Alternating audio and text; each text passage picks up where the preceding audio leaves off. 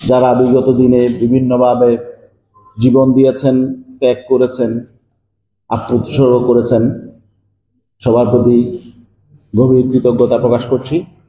বিশেষ করে সর্বশেষ এই 24 জুলাই আগস্টে যারা নতুন বাংলাদেশ বিনির্মাণের জন্যে, জন আকাঙ্ক্ষার বাংলাদেশ বিনির্মাণের জন্যে যারা জীবন উৎসর্গ করেছেন এবং বিভিন্নভাবে নির্যাতিত হয়েছেন, তাদের প্রতি গভীর শ্রদ্ধা জ্ঞাপন করছি।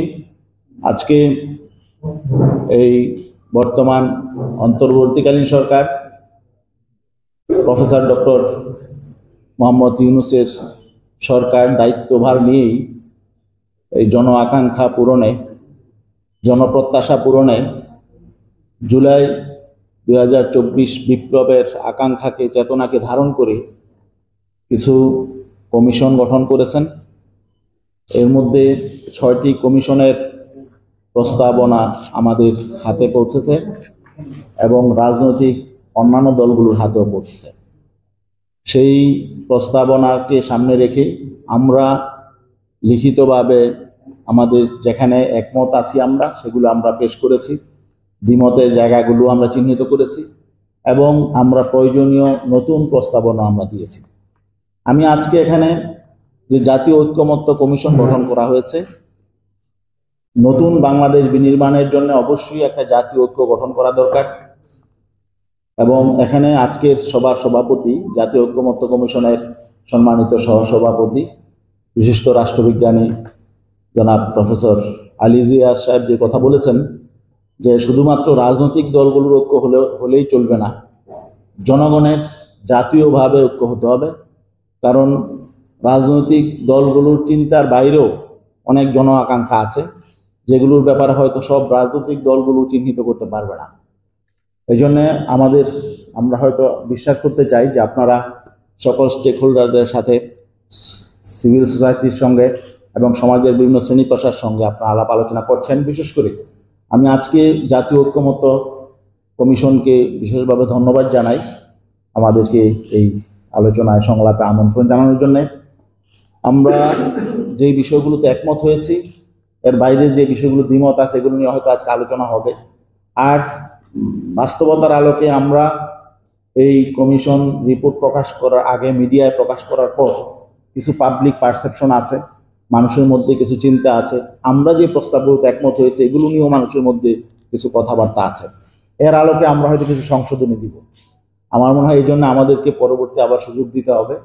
আমাদের কিছু বিষয় আছে যেগুলো হয়তো আমাদেরও আবার নতুনভাবে ভাবতে হচ্ছে, কারণ নতুনভাবে বিষয়গুলো মানুষের সামনে আসার পরে আমরা পাবলিক রিয়াকশনটা আমরা অবশ্যই রিয়ালাইজ আমাদের করতে হবে।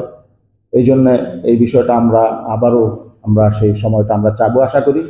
আর আরেকটা বিষয় হলো যে আমাদের যেই রাজনৈতিক দল ইসলামী আন্দোলন বাংলাদেশ, যেখানে আলী রিয়াজ স্যার স্পষ্টভাবে বলেছেন জুলাই অভ্যুত্থানে আমাদের ভূমিকা ছিল অত্যন্ত গুরুত্বপূর্ণ এবং রাজনৈতিক দল হিসেবে আমরাই ছাত্রদের পাশাপাশি রাজপথে ছিলাম। এই জন্যে কারণ হলো আমরা বিগত 54 বছর যে রাষ্ট্র চলেছে, আমরা সেই রাষ্ট্র দেখতে চাই না।